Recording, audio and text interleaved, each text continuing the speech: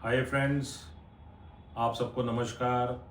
और काफ़ी सारे कॉल्स आ रहे हैं मुझे कि आप लोग उत्तराखंड में काम करते हैं तो गढ़वाल साइड क्यों नहीं करते या रानीखेत क्यों नहीं करते। तो इसके लिए मैंने प्रॉमिस भी किया था लास्ट वीडियो में कि आपको बताऊंगा कि मुक्तेश्वर के आसपास ही क्यों। देखिए, एक तो ना जो कुमाऊँ है ना, वो मेरे नज़र में एक बड़ा सेफ हिल एरिया है। बहुत कम पिछले 14 सालों में मुझे सुनाई देता है कि ये हो गया या वो हो गया वाला मामला नहीं है। दूसरा, एक मुक्तेश्वर से मुझे कुछ पर्सनल लगाव है। तीसरा, देखिए, जिम कॉर्बेट ने अपनी बुक में लिखा है कि दुनिया की फ़ोटो खींचने की सबसे सुंदर जगह मुक्तेश्वर है। तो वो भी एक, हम तो उसके सामने कुछ भी नहीं है। जो नॉलेज वो पहाड़ों, जंगलों और जानवरों के बारे में रखते थे, तो वो एक रिस्पेक्टेड पर्सन थे। तो उन्होंने ही जिम कॉर्बेट बाद में क्रिएट किया ताकि जानवरों को संरक्षण में रख के बचाया जा सके।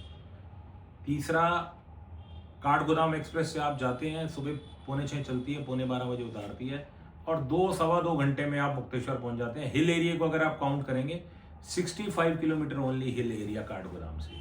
काठगोदाम तक आप ड्राइव करके भी जाते हैं, उसके बाद आपने 60 किलोमीटर चलना है और आप मुक्तेश्वर में एंट्री कर जाएंगे। इनफैक्ट 60 से भी कम में आप मुक्तेश्वर में एंट्री कर जाते हैं। फिर क्योंकि मेरा घर वहाँ 65 किलोमीटर पड़ता है काठगोदाम से, तो मैं वैसे कैलकुलेट करता हूँ। मेरे घर से ये मुझे लगभग पड़ता है 370-360 के बीच में।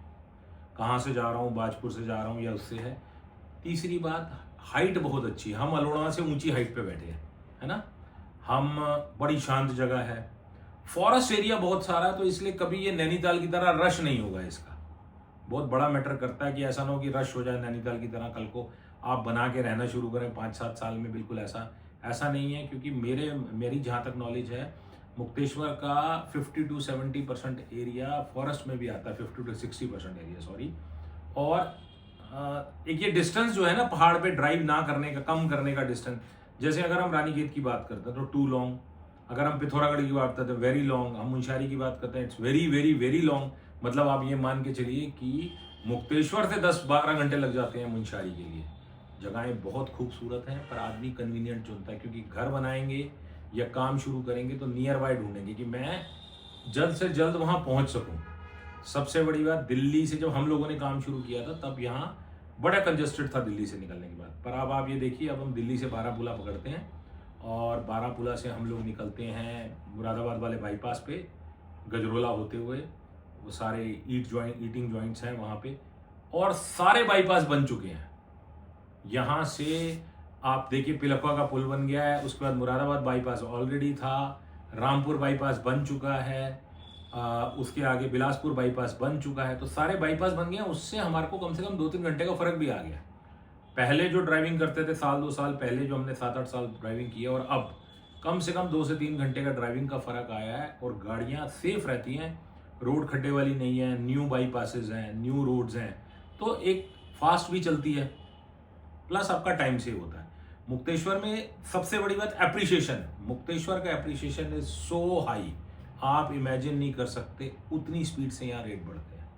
एक इन्वेस्टर, अगर आदमी सोचता है कि मैंने इन्वेस्ट करना है या मेरा घर की रेट बढ़े, तो उसका ये भी एक रीज़न है कि रेट इसीलिए बढ़ते हैं कि मतलब 3 महीने बाद पहले कुछ और था, 3 महीने बाद कुछ और, मतलब मैंने जहाँ घर बनाया, आप बिलीव करेंगे, आज उस जगह की कीमत 25-30 लाख रुपए नाली का हिसाब किताब है, पर मैंने 1 लाख रुपए नाली ली थी आज से 8 साल पहले।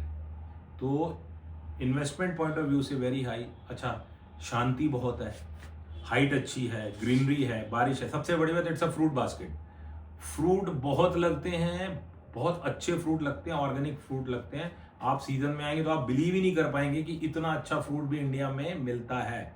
जो आलू वगैरह हमें यहाँ मिलता है, प्लम जिसे आप बोलते हैं, वो आपको कहीं नहीं मिलेगा। आड़ू का जो साइज यहाँ जूसी और इतना बड़ा आड़ू लगता है, वो आपको कहीं नहीं मिलेगा। तो मुक्तेश्वर में कुछ जाने के प्लस पॉइंट है।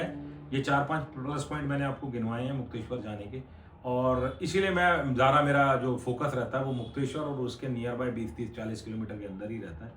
इसलिए मैं कहीं और मूव करता ही नहीं हूँ। बाकी सबकी अपनी अपनी चॉइस होती है। सब ने पूछा था कि मुक्तेश्वर क्यों, तो मुझे लगा कि मुझे आप लोगों को आंसर देना चाहिए। उम्मीद करूँगा आपको वीडियो अच्छी लगी होगी। लाइक कीजिए, सब्सक्राइब करें, ताकि हम ज़्यादा से ज़्यादा जो भी हमारे पास नॉलेज है, हम जिन लोगों को इस नॉलेज की ज़रूरत है या जिन्हें लगता है कि उन्हें ये चीज़ें चाहिए, उन तक पहुंचा सके। Thank you very much. जल्दी मिलेंगे। नमस्कार।